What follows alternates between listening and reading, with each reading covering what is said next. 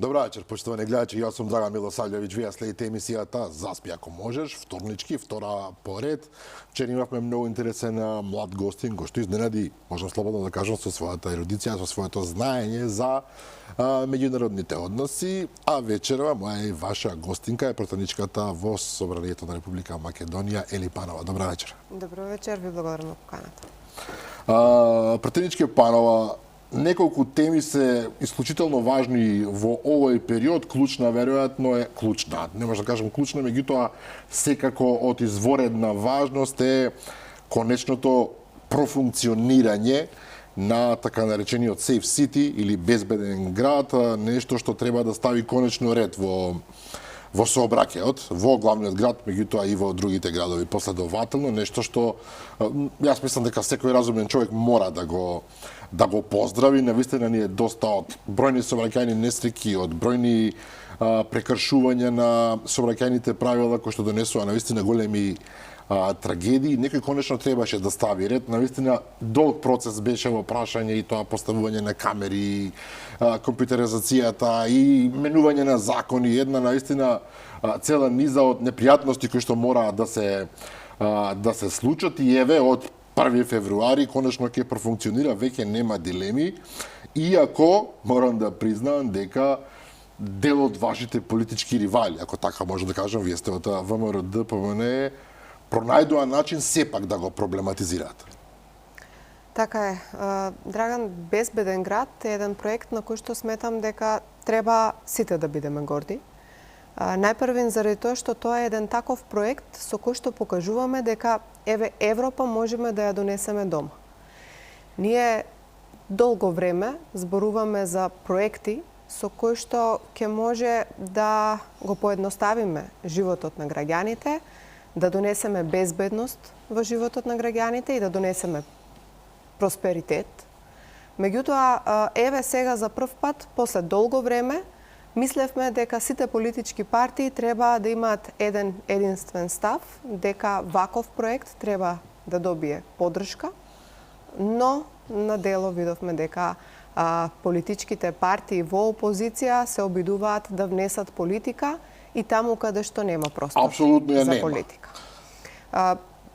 Проектот Безбеден град, најпрвен заради македонската јавност, меѓутоа и заради тоа да се добие една поголема целина, е почнат уште во 2012 година и првичните идеи се почнати уште од тогаш. Се прават одредени подготовки и буквално сите влади, па дури и СДСМ, направеле нешто во својот изминат мандат кој што придонеле за да бидеме таму кај што сме сега со Безбеден град. Впрочем, првиот договор е склучен во 2023 година од Оливер Спасовски и Назим Буши и практично трите града од кои што почнува овој пилот проект е утврден во договорот кој што го потпишале тие. За жал, тие не биле доволно амбициозни и не работеле доволно на овој проект и затоа застанале таму каде што застанале, само со потпишување на договор, но нашата влада и Панче Тошковски цврсто решени да ги намалат жртвите кои што ги имаме секојдневно на македонските улици, почна длабоко, односно поревносно да го работат проектот и еве стигнавме до тоа дека од 1 февруари влегува во сила овој проект кој што ќе значи поголема безбедност низ македонските улици, најпрвин низ улиците на Скопје, Куманово и Тетово, а понатаму и низ сите градови во Република Македонија. И морам да потенцирам дека интенцијата за безбедна Македонија е хумана интенција. Не е поентата на овој проект да се казнуваат граѓаните, туку поентата да се спасат што е можно повеќе човечки животи. Имено во изминатиот период на тест период, односно периодот во кој што се тестираше системот, се увидоа одредени аномалии, недостатоци, кои што и самите МВР, меѓутоа и внатрешно во софтверот, софтверски, се обидовме да ги решиме, да ги анулираме и конечно да профункционира заради тоа што видовме дека овој проект овој безбеден град носи резултати. При првите мерења кои што се направени или споредбени периоди, за разлика од претходната година, дали станува збор за сообраќајни прекршоци или станува збор за човечки жртви или за телесни повреди на граѓани кои што се здобиле со телесни повреди во сообраќајни незгоди се многу намалени.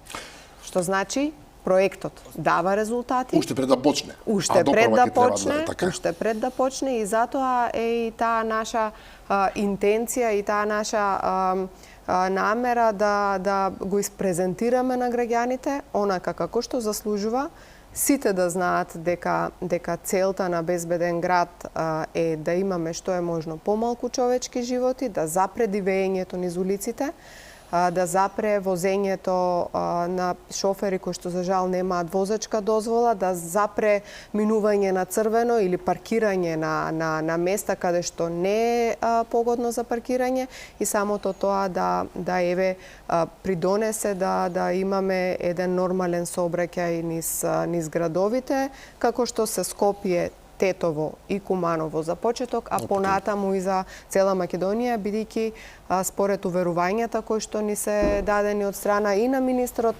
Тошковски, меѓутоа и целата влада и претседателот, со фактот на тоа што владата дава една голема поддршка на овој проект, ветувањата се дека до крајот на 2026 година безбедна ќе биде цела Македонија, а не само градовите Скопје, Куманово и Тетово. Првите резултати, кога излегоа информациите што ги сподели министерот Тошковски, беа катастрофални, во смисло на тоа, не знам, 110.000 прекршоци веднаш за 12 часа. Имаше 5.000 поминување на црвено, и тоа кажува многу за возачката култура во Македонија, сообраќајната култура воопшто. Не треба да се срамиме, треба да се срамиме, меѓутоа треба да кажеме дека е така. И видливо е, и мислам дека секој што поминува низ Скопје последниот период може да посведочи дека е намален интензитетот на овие неодговорни ликови кои што мислат дека се на трке или не знам на рели. Меѓутоа самото профункционирање кога ќе стане од први здравје Боже дефинитивна категорија, односно кога казните на крајот на крајштата казните се неминовни во ваков случај, дефинитивно ќе профункционира, тоаш веројатно и тоа навистина ќе намали некултурата сообраќајна уште повеќе, и тоа е клучната работа која што сите не засега. И сега самата рековте, додека се обидуваме Европа да донесеме дома, што тоа е тоа. Некој од X своји политички причини се обидува да внесе во целата работа одредено недоразбирање, одредени грижи што граѓаните ги имаат природно. Ние сме сомничави како народ, нас ништо не ни е, се разбира, веднаш прифатливо, за се наоѓаме мани, и нешто што луѓето, како да кажам, тоа го природно се прашуваат, што значи ова, дали сега ќе не казнуваат сите, дали, не знам, ова ќе важи за сите. Вие може да слушнете низ Скопје разговори од типот да, ама ова нема да важи за пратениците. Или Панова ќе биде засегната од ова, вие кога ќе возите и ако поминете, не знам, 70 тамо каде што е 50, камерата нема да прашува дали е автомобилот на пратеничката или е на некој обичен граѓанин. Казната е таа, доколку ја направите. Апсолутно. Ели Панова и досега кога направила сообраќајни прекршоци, си платила. И тоа е тоа. На крајот од денот, секој од нас е жив човек, може да сгреши, но во рамките на да биде сето тоа во рамките на нормалата. Но морам да потенцирам. Велиме казните се неминовни. Доколку сите ги почитуваат сообраќајните правила, тогаш казните ќе бидат сведени на минимум. Според она што го објави МВР, и висината на казните, видовте дека има одредена градација. Така. И видовте дека доколку истата се плати во најкраток можен рок, за дека истата ќе биде намалена за половина и така натаму. Ние се бориме со она што е неразумно возење. Она што е дивење. Кога имате трки на Партизанска, например. Така е.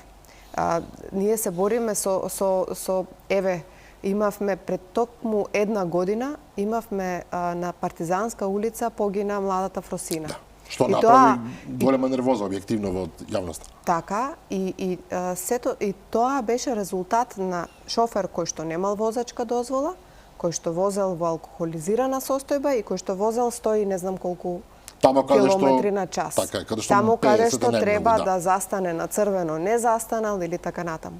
Најчесто таквите траорни сообраќајни незгоди кои што убиваат или кои што имаат на крајот човечки жртви зад себе се резултат на дивење по улиците. Тоа е. И ако се намалат таквите случаеви, а гледаме според статистиките дека се намалуваат, дека ако лани истиот период имало 11 човечки жртви за 2 месеци, сега имаме 2, тоа значи дека што и да треба ние како граѓани да направиме, па макар и да намалиме со брзината со која што ги управуваме нашите возила, ако треба да го направиме во ред. Не е ништо Не е страшно, ништо само страшно. да се Не е заштитиме ништо и себе си и луѓето околу нас. Апсолутно, тоа би значело мајките слободно да ги пуштаат и своите деца на училиште, кои што секојдневно поминуваат низ пешачките Така. премини. Тоа би значело дека секој од нас побезбедно или барем помирно ќе се движи низ улиците и ќе стигне на потребната дестинација, ако за 5 минути задоцнеме ништо не сме направиле. Треба да го прифаќаме позитивно. Мислам дека хумана е, пак ќе повторам, хумана е целта на овој закон. Сите кога се враќаме од странство зборуваме како во Германија владее ред. Во Германија владее ред, како ти стига казна по порака, како ти стигна сликичка по порака и така натаму. Тоа сега ќе важи во Македонија. Што е апсолутно го оправдувам, апсолутно за поздравување и дури еве ќе иницирам и ќе притискам колку што е можно побрзо овој проект да стане да го види светлото на денот и низ другите градови во Македонија. И сега доаѓаме до опозицијата. Добро, опозицијата тој ја работа, некој ќе рече, да критикува, да бара мани. Меѓутоа еве она што беше главно објаснување на опозицијската СДСМ, вели ВМРО ќе го злоупотребува безбедниот град за информации кои што не смее да ги има, кои што потоа би можело да ги користи на X начини. Како прво станува збор за софтвер, за компјутери. Компјутерите нема да може да ги препознаваат лицата, односно да викаат ова лице е Липанова или ова лице да ги идентификува. Се треба да биде поврзано со регистарските таблички и со возилото кое што ние го управуваме. Пораката ќе пристига на сопственикот на возилото. Секој од нас, ние да не заборавиме, веќе цела година се подготвуваме за овој проект. Цела година при регистрирањето на нашите моторни возила, кога одиме во АМСМ и таму во полициската станица каде што треба да го регистрираме нашето возило, сме оставале имейл адреса и наш телефонски број. Секој од нас. Тоа сека може да го потврди. Секој од нас кој што е регистрирал своето возило, ставил достапност на своји податоци. Само сопственикот ќе може да ја добие казната. Дури и сега, доколку еве со полномошно возите некое возило, досега го добива сопственикот и казната, дури па и опомената досега која што се испраќаше, ја добиваше сопственикот на возилото. Но злоупотреба во политички некој аспект, можна ли е во злоупотреба? Видете, јас мислам дека кога станува збор за софтвер, кога станува збор за систем кој што го има секоја држава во Европа, софтвер и систем кој што се ракува според правилата на строго доверливо. Сметам дека нема простор да се сомневаме во истиот, заради тоа што и досега имало достапност на податоците, односно и досега се користел безбеден град за потребите на МВР, па никој од нас нема видено дека излегле одредени слики или одредени податоци за тоа кој со кој се возел, каде бил и така натаму. Па јас не сум слушнал дека во Германија СДП ја злоупотребува или не знам некој АФД ја злоупотребува апликацијата, односно софтверот за политички цели некако. Секогаш може да се сомневаме во нешто, ама кога е нешто вака добро, да правиме политички сензационализам е навистина недозволено. И ова е темата на која што ќе повторам требаше да имаме консензус. И тоа сите политички партии да се согласат дека е добро за граѓаните, заради нашата безбедност, заради безбедноста на нашите деца, што побрзо да го имплементираме системот. И жалам што политичките партии како СДСМ и ДУИ внесоа политика и тука. Најдоа причина зошто да бидат против. Морам да потенцирам дури дека политичките партии како ДУИ се обидуваат да ја албанизираат и оваа тема, како тоа и сите го прави други, и крилото на Албанците на Теравари. како многу други теми, се обидуваат да поднесат иницијатива до Уставен суд и вчера поднесоа иницијатива до Уставен суд за еднаквоста на граѓаните во Република Македонија, но морам да потенцирам законот за прекршоци. Во себе не содржи никаква дискриминација. Па за каква селективна правда тогаш зборуваме? Вели селективна правда селективна примена, се извинувам, на овој проект. Што значи тоа? Дека морам да симплифицирам. Тоа значи дека софтверот ќе препознава албанец и ќе го казнува затоа што е албанец, мислам. Значи практично, ако гледаме од различен аспект, можам да кажам и дека граѓаните на Струмица се дискриминирани. Затоа што се уште не е Затоа што се уште немаме, но мораме од некаде да почнеме. Јас мислам дека треба да се даде шанса. Гледам дека граѓаните на Скопје, бидејќи циркулирам низ Скопје и гледам како се одвива сообраќајот во Скопје, мислам дека веќе се спремни да го дочекаат 1 февруари и да почне со примена овој закон. Гледам дека сообраќајот е успорен. Во изминатите денови се калибрира мерните елементи или мерните станици или камерите на сите сообраќајни делници низ Скопје, каде што ќе се мери, односно ќе снима безбеден град. Понатаму вчера и на коридорите 8 и 10Д истото беше направено. Гледам дека со градоначалникот на Скопје се имаше состанок на кој што веќе имаме и зелен бран со кој што понепречено ќе се одвива сообраќајот и пак со 5 минути за доцнување, ако тргнеме малце порано, ќе стигнеме малце подоцна, ништо страшно, ако со тоа ги спасуваме човечките животи, на крајот од денот времето, нека е покус со времето. Така е, но морам да признам, кога се уште сме кај оваа тема, ние навистина сме шампиони во барање на мани, во критикување.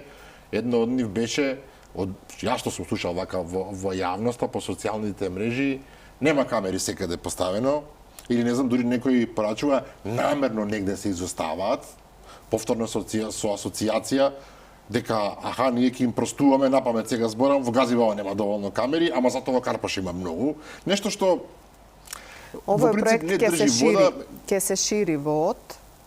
Мислам дека и камерите ќе се зголемуваат.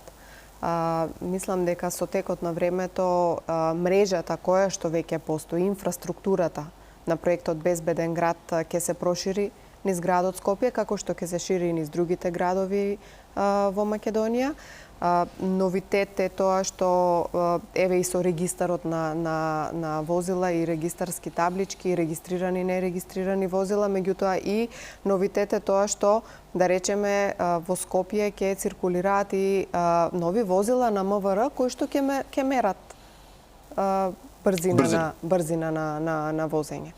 Така што мислам дека она кое што на изминатите анкети го увидовме како тренд кај граѓаните на Република Македонија, тоа беше зголемената доверба во МВР и во овој случај ќе се оправда самата себе си, бидејќи мислам дека на ваков начин, доколку пристапуваме кон сите проекти на вака сериозен начин и брзаме со нивна реализација и со имплементација, дека за краток период ќе имаме малку човечки жртви и дека сообраќајот ќе се одвива безбедно во цела Македонија. Времето ќе покаже дали сте во право, иако јас веднаш би се согласил дека одиме во тој правец, иако ова е двонасочна улица, условно кажано, мора сите да учествуваат, без разлика на своите, не знам, политичка провиненција или како гледат на работите, едноставно ова се, самата рековте, за сите, а кога е сите, тогаш мора сите да учествуваме во него. Но добро, да се префрлиме на една друга тема, исто така многу важна. Утре, ако не се лажам, во собранието ќе се гласа, или ќе има расправа, па ќе видиме дали ќе стигне и за гласање, измените на кривичниот законник. Многу важна работа, затоа што пред 2 години, тогашната 2023 година. Па сега му доаѓа веќе 2,5, ајде да речеме, сигурно се уште сме на почеток на 2026 година. Претходната влада донесе измени на кривичниот законник кои што според сите параметри беа катастрофални, односно ги заштитуваа вршителите на должност од гонење, нешто што јас мислам дека не може да пројде во цивилизираниот свет, но тогаш помина. И сега актуелната власт и пратениците кои што ја поддржуваат излегува со меѓу кои сте и вие со амандмани практично, односно со измени на кривичниот законник и некој да кажеме дека сосема нов кривичен законник има за неколку месеци отприлика, ако не се лажам, кој што би требало да ја вратат повеќе или помалку во нормална ситуацијата. Се најавме сега во една апсурдна ситуација, имено пратениците од СДСМ, своевремено дел од нив беа во владата која што ги гласаше оние фамозни и контроверзни измени на кривичниот законник, сега се бунат затоа што нивните амандмани не биле прифатени. Ве молам за коментар за ова. Не, јас нема да дадам само коментар, јас би сакала да образложам. Слободно. Што е суштината, зошто се носат сега измените на кривичниот закон, што е се опфатено во овие измени и зошто се решивме ние пратениците да ги поднесеме. Значи, во 2023 година беа донесени едни скандалозни, морам да потенцирам, измени на кривичниот закон, согласно кои се избришаа одредени кривични дела, како што е, например, кривичното дело злоупотреба на службена положба, кога станува збор за јавните набавки, и се намалија казните за одредени кривични дела, а тоа беше се со цел да криминалците, во наводници, сега пак, нели, презумпција на невиност, меѓутоа, криминалците од СДСМ и ДУИ, кои што беа на позиција, на функција изминатите години, да не одговараат. Односно за заштита тоа беше нивната цел. Зошто тие ги поднесоа тогаш таквите измени на кривичниот закон? Тоа беше нивната цел. Меѓутоа, заради тоа што мора да знаеме, тие што не се правници треба да знаат дека кога се менува еден закон, особено кривичниот закон, за оние кои што треба да одговараат, важи секогаш законот кој што е поблаг, а кој што во меѓувреме бил во сила. Што значи тие во 2023 година направија еден прекин на важењето на претходниот кривичен закон. Што значи било кој од претходното раководство, кој што бил на раководна позиција и кој што потенцијално во иднина би бил опфатен во еден кривично правен настан од страна на обвинителството, за него ќе важи поблагиот од двата закони кои што биле на сила во моментот кога течело целото ова дејствие. Такво е правилото. Такво е правилото. Сега.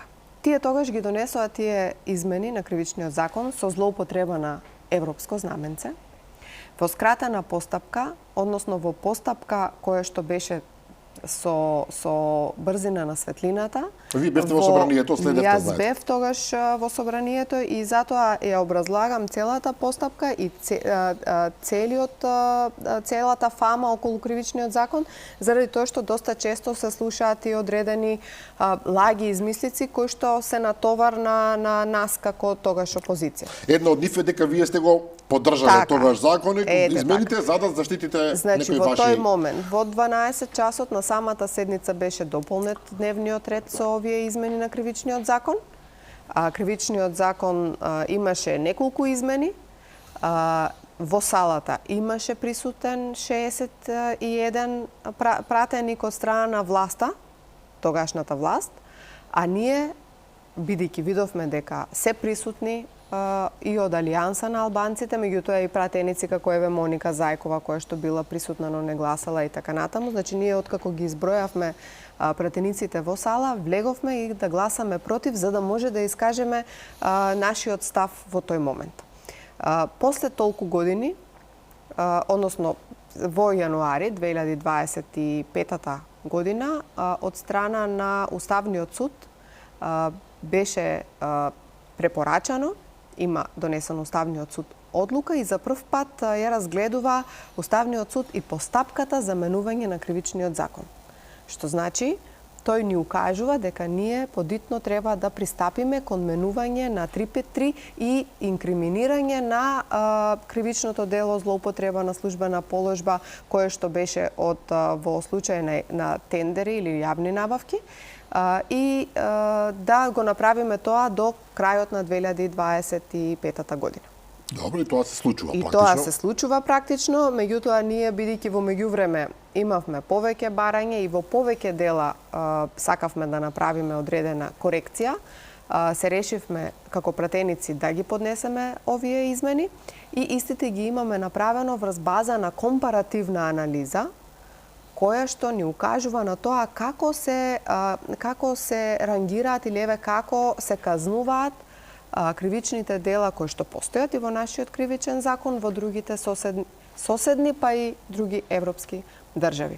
Она кое што го дадовме како предлог, прво морам да потенцирам дека не наиде на никакво негодување од страна на стручната јавност, на адвокатите, на судиите, па дури и на оние кои што го применуваат кривичниот закон или кои што се практичарите, а не само ние теоретичарите, па дури и теоретичарите не идоа на одредени забелешки, бидејќи ние ги заоструваме казните од тие кои што како такви ги оставија СДСМ и ДУИ и дури инкриминираме кривични дела кои што во кривичниот закон тие во 2023 година ги избриша.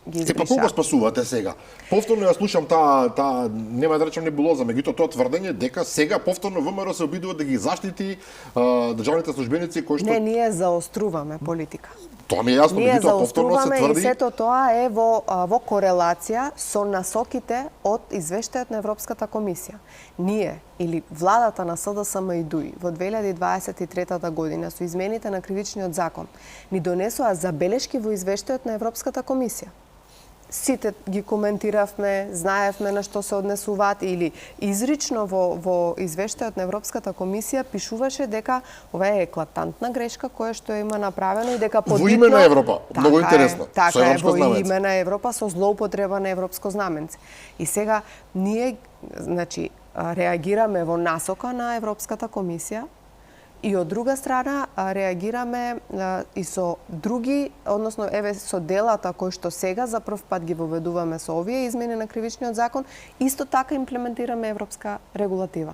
И затоа ќе повторам, навистина транспарентно, преку одржување на јавна расправа, кое што е навистина редок случај во собранието изминатите години на практицирање на власта на СДСМ и ДУИ, ние седнавме, разговаравме со стручна фела или јавност, со гости кои што беа на предлог на опозицијата.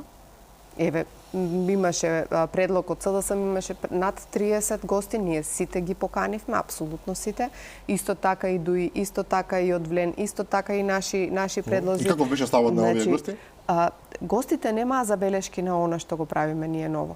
Тие додаваа одредени работи, односно дообјаснуваа, имаа своји видувања и за останатите измени кои што ги правиме во членовите на кривичниот закон, а кои што не се однесуваат на злоупотреба на службена положба и овластување. И затоа ќе кажам дека во текот на утрешниот ден го имаме расправата на собраниска седница, каде што ќе може да дебатираат пратениците во врска со измените.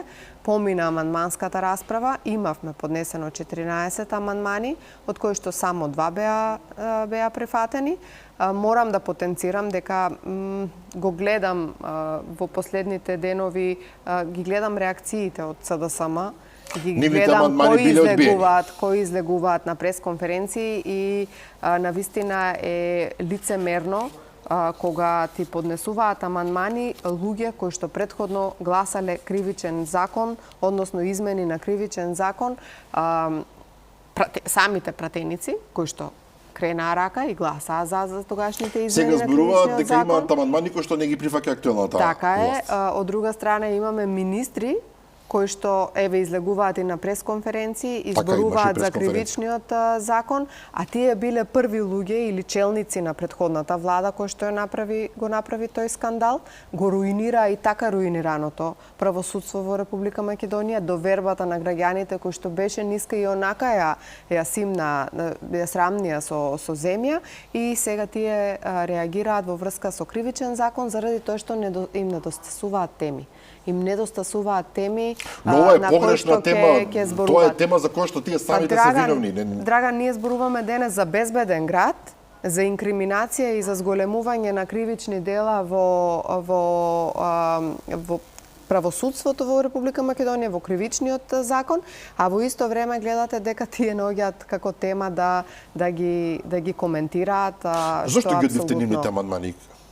Најпрвин, за сите амандмани имавме образложение. Морам да потенцирам. За истите се консултиравме со експерти. Значи тоа не беше штом се одсада само ние ќе ги одбиеме. Не, апсолутно не. Значи имавме дебата.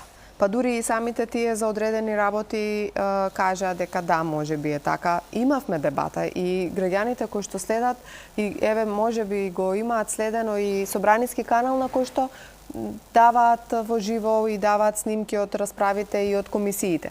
Значи, содржината на амандманите веќе беше имплементирана во самиот закон и бидејќи кривичниот закон е многу голем, одредени термини кои што они сметаа дека треба да се заменат, беше утврдено дека не може да се заменат. Генерално, амандманите се веќе, односно содржината и суштината на амандманите веќе е имплементирана во самиот закон и во самите измени. Па тогаш зошто се ставени? Воопшто заради што? Заради тоа што треба да излезе во јавноста дека тие потпишале амандмани, активни се како пратеници, а воопшто на лице место на оние кои што следат собраниски канал ќе видат дека не е, реалноста е многу поразлични. Морам да ве прашам од човечки аспект ова. Вие сте тамо. И сега не знам, имате госпоѓата Мираковска, на пример, или госпоѓата Тренчевска кои се тамо, кои што своевремено гласале за оние фамозни контроверзни измени, а сега зборуваат за амандмани. Ме интересира ако смее воопшто се зборува за тоа кога ќе се тргнат камерите, кога ќе, не знам, кога ќе завршат седниците. Малку им е непријатно. Како изгледа тоа воопшто? Јас не знам како би се однесувал во таква ситуација. Драган, може би ова малку не смем да го прашам, меѓутоа навистина ме интересира.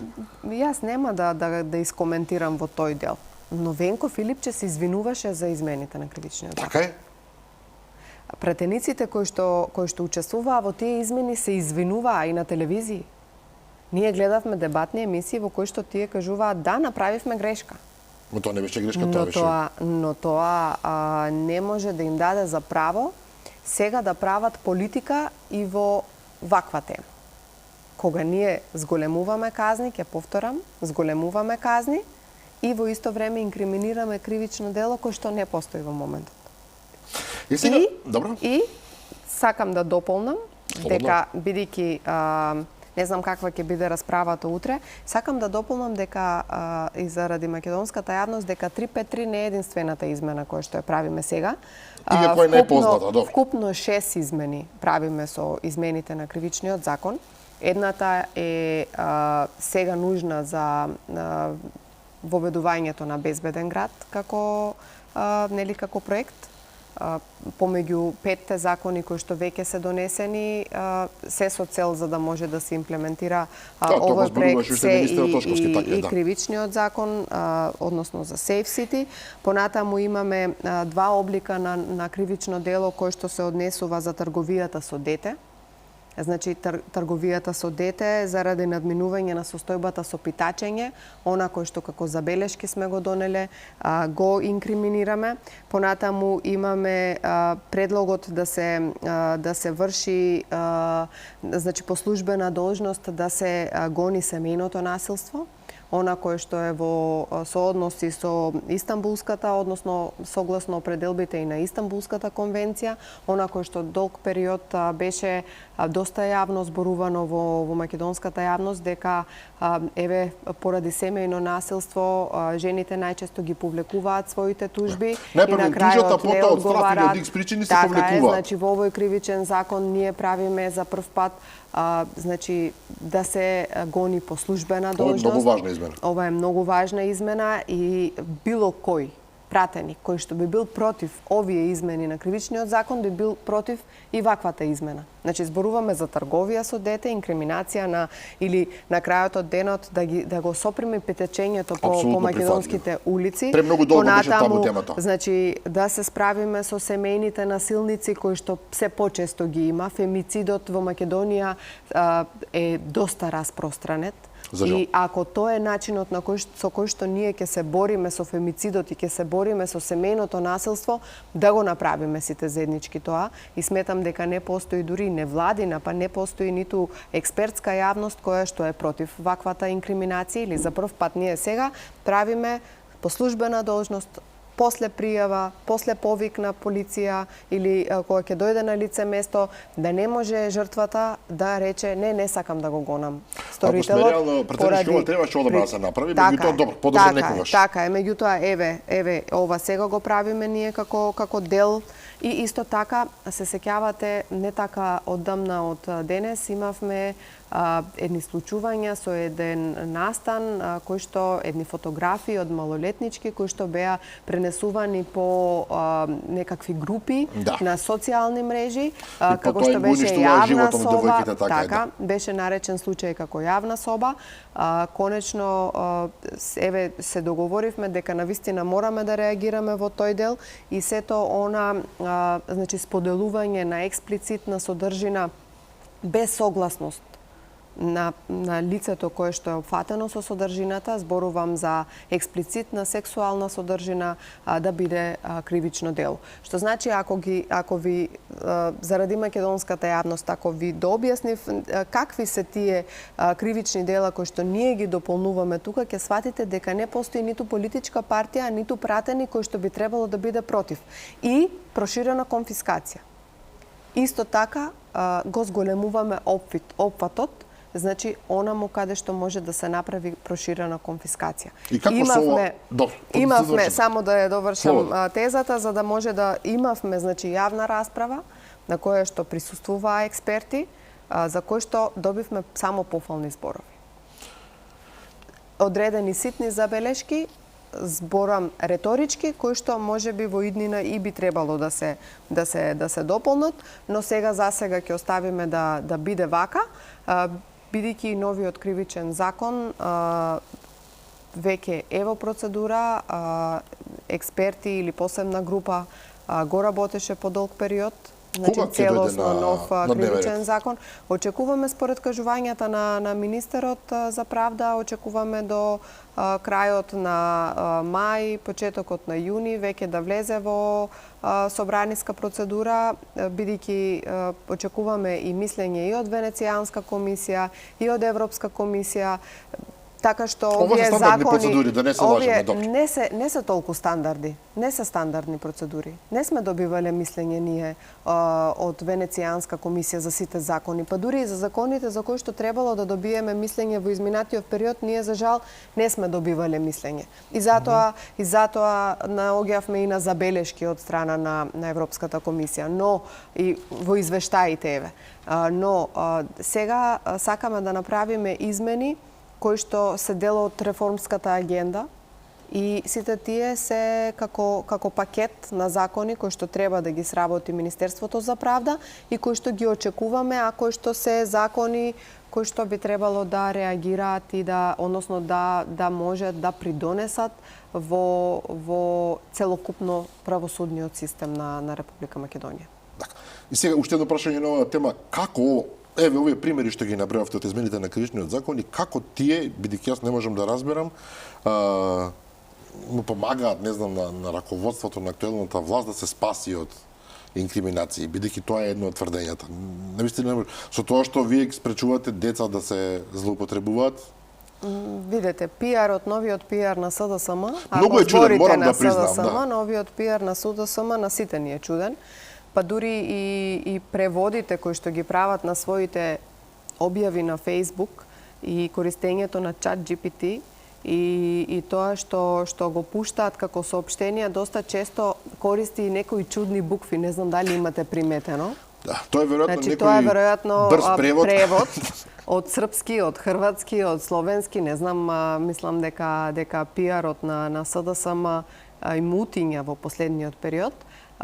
Не верувам дека граѓаните им веруваат и искрено мислам дека Венко Филипче не е човек на кој што може да му се поклони доверба. Доверба не му поклонуваат ниту членовите на неговата партија, а камоли па граѓаните. И затоа морам да кажам дека ние како пратеници ќе искористиме секоја можност да доаѓаме по телевизии, да може да ги испрезентираме измените или она кој што го работиме, се со цел вистината да стигне до граѓаните. Добре, тоа е јасно. За жал во оваа телевизија членовите, видните членови раководството на СДСМ многу ретко доаѓа во исклучителни ситуации. А кои се врвни членови, односно Мислам добро, на актуелните луѓе тамо и навистина е тешко и дури некогаш, знаете како вообичаено велат да ќе дојдеме со задоволство, нема проблема, потоа едноставно не доаѓаат со оправдувања одредени, што јас не можам да го разберам. Сменета им е реториката, мислат дека ако напаѓаат и ако се пожестоки, во последниот период јас приметувам одредени промени во начинот на кој што тие реагираат, дека ќе пристигнат до поголема целна група од граѓани, но мислам дека тоа им е сосема погрешно и дека граѓаните, особено на Венко Филипче, не можат да му веруваат. Така што и да каже Венко Филипче или пиарот на Венко Филипче не доаѓа до граѓаните на начинот на кој што би требало да дојде или еве ние кога бевме во опозиција. Наоѓавме начини да испрезентираме вистина. Но добро, кога бевте во опозиција, вие немавте навика да се расправате со медиуми. Јас не сум слушнал барем. Сигурно сте имали и вие незадоволство од одредена, не знам, логика на одредени медиуми. Не ви се допаѓа, меѓутоа тоа не ви спречувало да одите таму, а камоли да излегувате со соопштение и да велите овие платеници, одработувачи, што и да се, овие Чудни се овие стратегии кои што ги нуди Вучич по секоја цена и Виктор Орбан, навистина. Па чудни се овие стратегии, морам да и затоа и народот не може да се поистоветува. Затоа соопштенијата се со, не знам јас дали приметувате, еве со колку лајкови остануваат на Facebook или соопштенијата од партијата, ви кажав, значи се со грешки, со букви кои што не потекнуваат од македонскиот јазик. Мислам дека во наредниот период тие треба да работат на своите реформи, заради тоа што за жал еве ние си даваме за право да коментираме за политичка партија која што би требало да биде најголемата опозиционна партија, а ние како власт не ни е од корист да има така слаба опозиција, како што е во моментот СДСМ. Ова не е само проста изјава, ова е навистина така. Па така е. Доколку ние би имале добра опозиција, еве и јас би сакала да гледам од страната на собранието. Ако ние во собрание имаме добра опозиција за која што се спрема за законите, која што излегува на говорница и која што зборува со факти и аргументи, ние дополнително ќе внимаваме на сето она кој што влегува во собраниска процедура. Доколку се тие креативни и доколку ги има по телевизиите, ќе прават теми на кои што ние би морале да реагираме како влада. И тоа сметам дека би било позитивно. За жал, ги нема на работа. Апсолутно, претходното раководство е сега во собраниските клупи, со исклучок на 2-3 пратеници, за кои што морам да кажам дека се присутни во собранието, другите апсолутно ги нема. Како тоа? Не се во собрание на седници? Ниту на седници, ниту на комисии присуствуваат, апсолутна нивната летаргичност и тоа како да помине денот ги има целосно опфатено. Но еве да оставиме сами да работат на себе. Се надевам дека ќе дојдат подобри времиња, се надевам дека ќе променат нешто во својата политика, заради тоа што ќе нагласам опозиција на Македонија е потребна бидејќи оставајќи простор или маргинализирајќи го СДСМ, ние добиваме друга опозиционна партија која што апсолутно не треба да биде во доменот на тие првите партии кои што се зборувате за левица, се разбира. За левица, односно кои што се деструктивни, кои што немаат политички сенс и кои што мислам дека нема да направат ништо добро на политичката сцена во Македонија. Да, левица е приказна за себе, меѓутоа ова со СДСМ навистина е поразително. Ова што велите дека ги нема воопшто во собрание, навистина би требало во опозиција да сте баш напротив многу гласни. Но морам да ве прашам, кога ќе слушнете од нивна страна најкорумпираната влада во Европа, најкриминалната влада во Европа, диктаторска, авторитарна, поврзана со авторитарните режими на тој, обично тоа завршува со Путин и со кинескиот секретар на партијата комунистичка. Како ви влијае тоа? Ме интересира. Мислам, сигурно не може да ве импресионира и сигурно не може да ви даде подстек да бидете подобри. Кога зборуваме за онаа критика креативна. Не, јас би рекла дека знаејќи како раководеше СДСМ во изминатите години и какви консталации имаат направено во правосудството, видовме дека побрзо се процесуираат предмети кои што се однесуваат на функционери од ВМРО, него ли од функционери кои што направиле штета во изминатите години, кои што се мери со милиони, трилиони, билиони. Така што тие имаат право да реагираат како опозиција, имаат право да излегуваат на пресконференции, имаат право да кажуваат несогласување, не може да се согласуваат апсолутно со нашите политики природно. во се, природно е и затоа е опозиција. Меѓутоа мислам дека треба подобро да го изберат начинот на кој што ќе се обраќаат до граѓаните, бидејќи ова што досега го прават, мислам дека не им оди најдобро. Го спомнавте правосудството, морам да ве прашам на оваа тема. Јавниот обвинител на свој начин замина од сцената со оставка дента кога требаше да биде изгласана недоверба во собранието. Сега имаме ВД јавна обвинителка, имаме 5 кандидати за нов јавен обвинител и тоа е прилично комплицирана процедура или не е толку, меѓутоа одзема време. Господјата Тополова има 6 месеци максимум да биде на ВД позицијата, во тој период мора да се избере нов, конечен, реален, како да го кажеме, со полни права јавен обвинител. Некои велат дека ВМРО ДПМН недоволно напнува во приказната, недоволно притиска. Тоа го разбирате како слабост од една страна. Од друга страна се разбира СДСМ вели дека сте ја зграпчиле правосудната власт во ваши раце и дека сега веќе следува времето на режимот и така натаму. Драган, ние направивме разлика за тоа како се владееше, како македонските граѓани се научени да владее една власт и како ние владееме.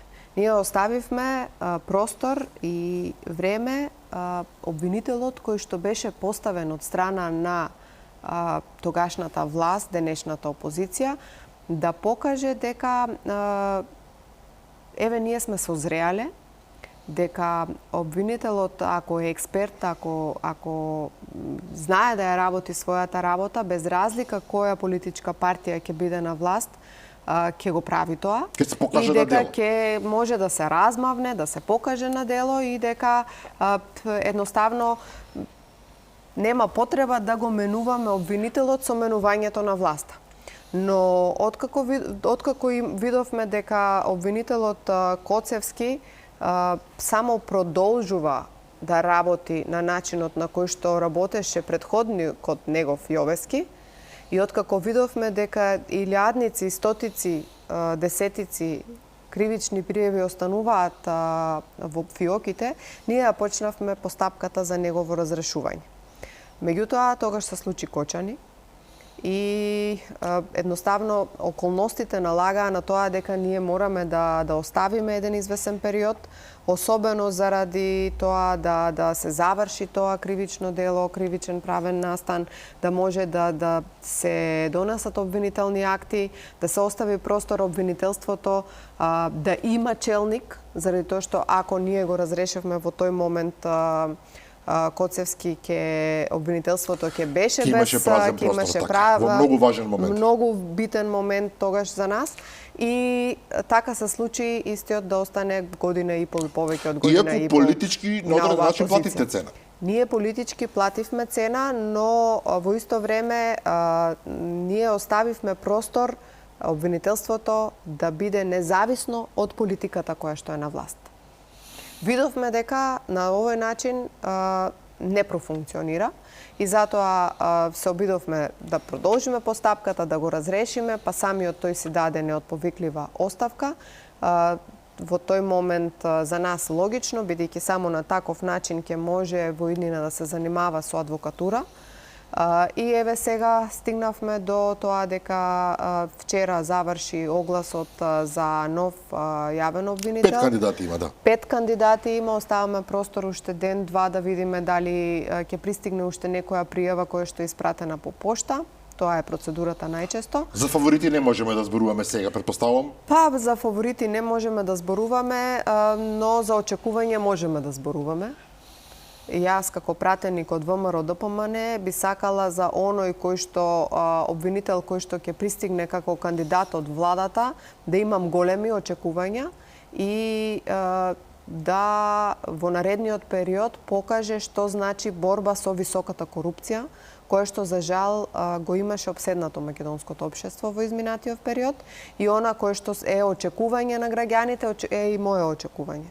Што значи кој да биде од овие кандидати, кои што морам да кажам дека процедурата не е така едноставна.